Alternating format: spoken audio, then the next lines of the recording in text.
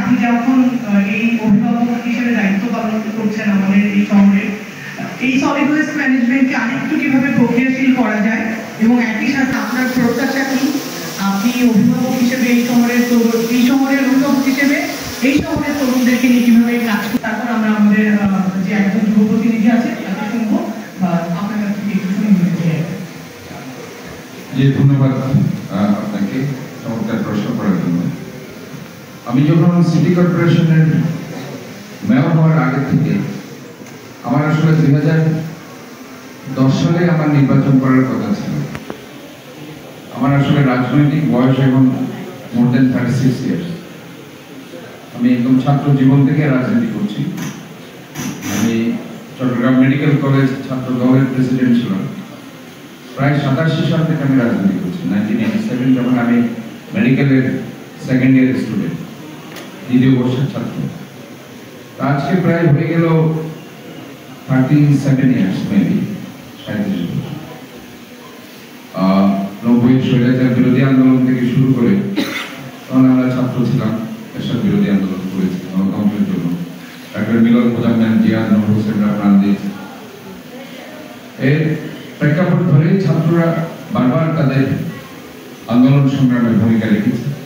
এবারও ছাত্ররা তাদের সবকিছু উজাড় করে দিয়ে একটি নতুন বাংলাদেশ তারা গড়ে তুলেছে। বৈষম্যহীন, দুর্নীতিমুক্ত, সমৃদ্ধশীল গণতন্ত্রের পতাকা ধরে।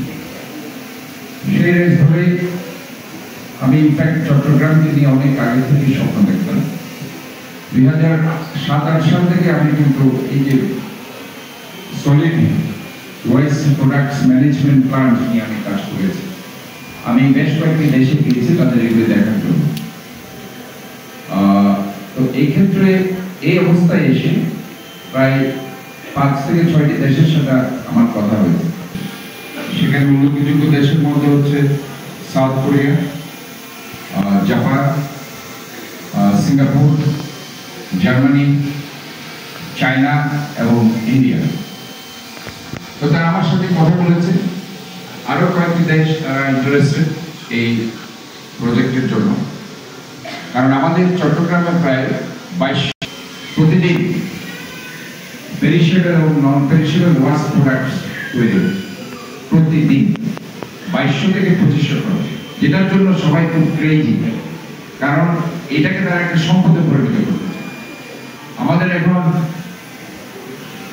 গার্বেজ স্টেশন আছে, গার্বেজের যে ফিল্ডগুলো আছে, বড় বড় ফিল্ড হচ্ছে দুটো, একটা হচ্ছে খালি শহরে আর একটা হচ্ছে আরেকটি নম্বরে। এখন এটা ভর্তি হয়ে গেছে। তো সেজন্য আমরা একটু আগে যে কথাটি বলা হচ্ছে স্মার্ট সিটি, এবং যেটা আমরা মনে করছি যে healthy city, clean city, green city, সে আওতায় আমি তাদেরকে বলেছি যে এই পর্যটনগুলোকে একটা হেলদি পর্যায়ে নিয়ে গিয়ে সেখানে তারা রাসায়নিকভাবে সেটাকে হয়তো বা একটা বাগান তারা করতে চায়, একটা ইনিশিয়ালি তারা সেখানে একটি গ্রিন ভিউজ সেখানে তারা তৈরি করবে, এবং এই দুটো ফিল্ডে তারা করবে। আরেকটা নতুন ফিল্ড তারা নিতে চাচ্ছে, যেটা আমাদেরকে হয়তো বা কিনে দিতে হবে জমিটা, সেটা আমরা এখন দেখছি।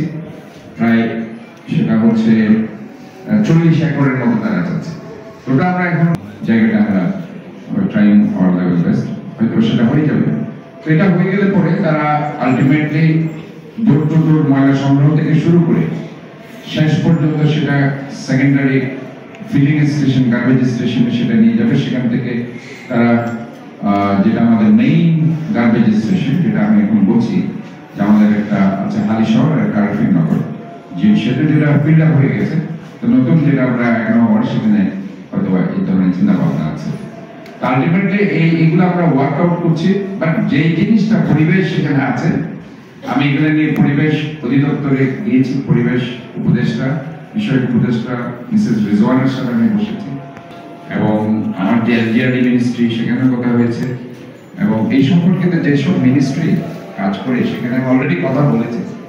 তো যেখানে সমস্যা হচ্ছে তারা আলটিমেটলি এই যে রিসাইক্লিং প্রসেসে তারা মূল জিনিসটা চাচ্ছে, এনার্জি যেটা করতে চাচ্ছে সেটা হচ্ছে ইলেকট্রিসিটি। যদি উনি মনে করে যে এটা আলটিমেটলি সেটা ইকো ফ্রেন্ডলি, হয়তো উনি রাজি হবেন। আদারওয়াইজ এই জায়গায় নিয়ে হয়তো ওনার একটা রিজার্ভেশন আছে। তো সেখানে উনি যেটা বলছেন সেটা হচ্ছে সয়েল অথবা একটা হচ্ছে বায়োগ্যাস, সেটা হতে পারে। সো দ্যাট এগুলো নিয়ে আমরা ওয়ার্কআউট করছি। ওয়ার্কআউট করে এই জিনিসটা যদি হয়ে যায় তাহলে কিন্তু চট্টগ্রাম পারফেক্ট একটা হেলদি সিটিতে পরিণত হবে, ক্লিন সিটিতে পরিণত হবে। এবং যে জিনিসটা আসলে আমি অ্যাড্রেস করতে চাচ্ছি সেটা হচ্ছে যে মূলত আমাদেরকে এই জিনিসগুলো করতে হলে আজকে ধরেন এই যে ওয়াটার লগিং যে প্রবলেম, 14,000 কোটি টাকা চট্টগ্রাম উন্নয়ন কর্তৃপক্ষের কাছে করছে। এখানে কিছুটা কনফিউশন তৈরি হয়েছে। কনফিউশনটা এই জায়গায় যে অনেকে মনে করছে এটা সিটি কর্পোরেশন করছে। এটা আসলে সিটি কর্পোরেশন করছে না, এটা চট্টগ্রাম উন্নয়ন কর্তৃপক্ষ এবং যে আর্মিদের একটা প্রজেক্ট, তারা নিজেরাই সেটা দেখভাল করছে, সেটা তারা করছে।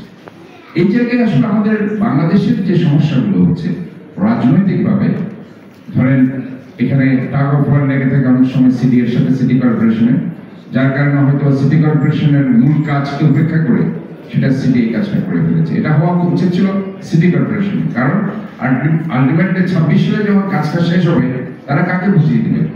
বুঝিয়ে দিতে হবে সিটি কর্পোরেশন। এর মধ্যে আবার পানি সম্পদ মন্ত্রণালয় আছে। পানি সম্পদ মন্ত্রণালয় সেখানে 23টা সুইচ গেট নির্মাণ করেছে এবং এই 23টা সুইচ গেট নির্মাণ করার কারণে সেখানে আবার হয়েছে কি সেগুলো আবার মেইনটেনেন্সের ব্যাপার আছে এবং মেইনটেনেন্স কস্ট কিন্তু অনেক হাই এই সুইচ গেট। তো কাজে এই জিনিসগুলো আসলে আমাদের দেশের যেটা হয়েছে কি মূল যে জায়গায় আমি অ্যাড্রেস করতে চেষ্টা করেছি, যেদিন আমি শপথ নিয়েছি তার দিন থেকে নগর সরকার, city government, that is very important. আমার মনে হয় এটা নিয়ে সবাইকে, আমার যে ইয়াং জেনারেশন তাদেরকে এটা নিয়ে সোচ্চার হতে হবে। সিটি গভর্নমেন্ট হলে হবে কি আমার যে সেবা প্রদানকারী সংস্থাগুলো আছে, সিডিএ বলেন, সেখানে ওয়াসা বলেন, সেখানে ট্রাফিক বিভাগ বলেন, গ্যাস বলেন, বিদ্যুৎ বলেন, জ্বালানি বলেন, আপনার অন্যান্য যে ইয়াগুলো আছে টিএনটি বলেন, প্রত্যেকটা সেবা প্রদানকারী সংস্থা we can work under one umbrella like city corporation. City প্রতিনিধি সেখানে আছে, সো দ্যাট তার আন্ডারে সবাই কাজ করতে পারে এবং কাজগুলো কিন্তু পরিকল্পিত হবে। ওয়ার্ল্ডের সব জায়গায় কিন্তু অ্যাডভান্স কান্ট্রিগুলোতে কিন্তু সেখানে সিটি গভর্নমেন্ট আছে, এক্সেপ্ট বাংলাদেশ। বাংলাদেশে এটা না থাকার কারণ না, যেভাবে আমরা চাচ্ছি সেভাবে আজকে আমরা সেই উন্নয়নগুলো আজকে আমরা করতে পারছি না। আজকে আমরা বায়ু দূষণের কথা বলছি, শব্দ দূষণের কথা বলছি, কিন্তু আলটিমেটলি আইনের সঠিক প্রয়োগ না থাকার কারণে সেই কাজগুলো আজকে আমরা করতে পারছি না। কাজে ওই আইন প্রয়োগকারী সংস্থা যদি সিটি করতে পারবে তাহলে হয়তো বা আমরা একটি সুন্দর শহর আমাকে আমরা উপহার দিতে পারতাম। আমি যে জায়গায় অ্যাড্রেস করতে যাচ্ছি ইয়াং জেনারেশন, সেটা হচ্ছে যতই আমরা জলের টাকা জলে চলে যাচ্ছে কেন 14,000 কোটি টাকা, একমাত্র কারণ হচ্ছে আমরা এখনো সচেতন নই। ওই জায়গায় আমরা কিন্তু এখনো পর্যন্ত মানুষকে যে গণসচেতনতা বৃদ্ধি সে জায়গায় আমরা কিন্তু এখনো করতে পারছি না, যার কারণে এখন হয়তো আমাকে আপনারা রাস্তায় রাস্তায় দেখতে পারেন, আমি গিয়ে তাদেরকে এগুলো বলি, ডেঙ্গুর ব্যাপারে বলি, ময়লা পরিষ্কার আবর্জনা যাতে করে নালা নর্দমায় না ফেলে। এই যে আজকে যে এই গ্লাসটা এখানে দেওয়া হয়েছে এটা চমৎকার একটা উদ্যোগ বলে আমি মনে করি। এটার পরিবর্তে অনেকে আবার প্লাস্টিকের বোতলও দিতে পারতো, মিনারেল ওয়াটার বোতল, এটা কিন্তু পরিবেশ বান্ধব নয়, এটাই পরিবেশ বান্ধব। কাজে এইগুলো আমাদের আস্তে আস্তে চেঞ্জ করতে হবে। কারণ আমরা এই যে প্লাস্টিকের বোতল আছে, এটা ছুঁড়ে বাড়ি কোথায়? রাস্তায়। আমি এখন একটা পলিথিন নিয়ে ছুঁড়ে বাড়ি কোথায়? নালাতে। আমি এখন একটা ককশিট বিয়েতে, চট্টগ্রামে বিয়ে বেশি হয়, ককশিট একটা ইউজ করা হয়, সমস্ত কমিউনিটি সেন্টার সবগুলো ফেলে রাস্তায়, না হতে না। আপনি দেখবেন আজকে আমি বেশ কয়েকটি খাল আমি গিয়েছি দেখতে, প্রায় 8-10 ফিট সেখানে খালের মধ্যে পলিথিন স্তর জমা হয়েছে। কর্ণফুলী নদীতে যদি আপনি এখন অ্যানালাইসিস করেন সেখানে দেখবেন যে 20-25-30 ফিটের বেশি হয়তো আপনি পলিথিন সেখানে পাবেন। হ্যাঁ, 10 মিটার। তো সো এই যে ব্যাপারগুলো হচ্ছে, এগুলো যতক্ষণ না পর্যন্ত আপনি নিজে সচেতন না হবেন, আরেকজনকে সচেতন না করবেন, যতই টাকা আপনি ঢালেন না কেন এটা কিন্তু থেকে যাবে। কারণ যুব সমাজের এই জায়গায় কাজ আছে। যুব সমাজ তাদের একটা লগো নিয়ে বের হবে, তারা বলবে এই শহর শুধু সিটি কর্পোরেশনের মেয়রের একার শহর নয়, এই শহর আমাদের সবার। আমার বাবা এই শহর দিয়ে হেঁটেছে, আমি হাঁটছি, আমার ছেলে মেয়েরা হাঁটে এই শহর দিয়ে হাঁটবে, এই শহর দিয়ে হাঁটবে, এই রাস্তা দিয়ে হাঁটবে। কাজে এই নালা নর্দমার দায়িত্ব আমার। এটাই কাজে এই যে একটা পলিথিন এবং প্লাস্টিকের যে একটা 600 বছর আয়ু স্কেল, যেখানে আপনি এটা সলভ হচ্ছে না, আমরা যে আজকে সলভেশন করতে হবে, আমরা যে আজকে দ্রবীভূত হচ্ছে না, আজকে একটা কাগজ কিন্তু দ্রবীভূত হয়ে যাচ্ছে, কিন্তু সেটা হচ্ছে না। আমি মিসেস রেজওয়ানাকে সেদিন বলেছিলাম, ঠিক আছে পলিথিনের বিরুদ্ধে আমরা গণজোয়ার সৃষ্টি করবো, আমরা প্লাস্টিকের বিরুদ্ধে গণজোয়ার সৃষ্টি, আমার ইয়াং জেনারেশনে এগিয়ে আসবো, পলিথিনের অল্টারনেটিভ তোমরা একটা কাগজের ফ্যাক্টরি বের করো, সিটি কর্পোরেশন তোমাদেরকে সাহায্য করবে। আমি সেখানে সিটি কর্পোরেশন এখানে তোমাদেরকে সাহায্য করতে পারে যদি ওই যে কচুরি ভাঙা দিয়ে তোমরা একটা ব্যাগ তৈরি করতে পারো, জুটকে তোমরা প্রাইভেটে দিয়ে তোমরা কাজ করো, আমরা অবশ্যই তোমাদের সাথে একসাথে মিলেমিশে কাজ করবো।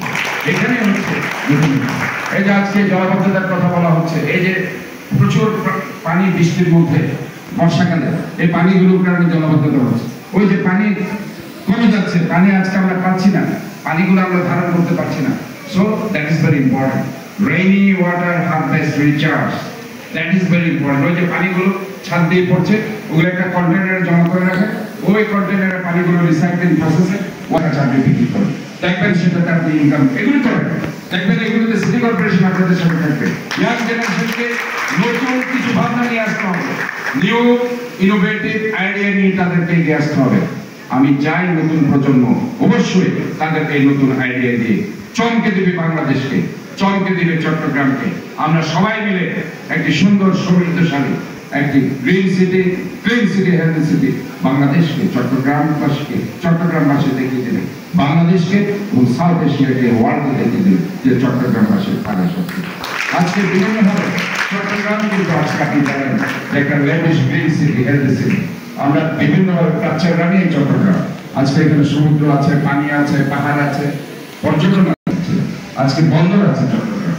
কাজে এই জিনিসগুলো আজকে আমাদের মনে হয় ইয়াং জেনারেশনকে এগিয়ে আসতে হবে।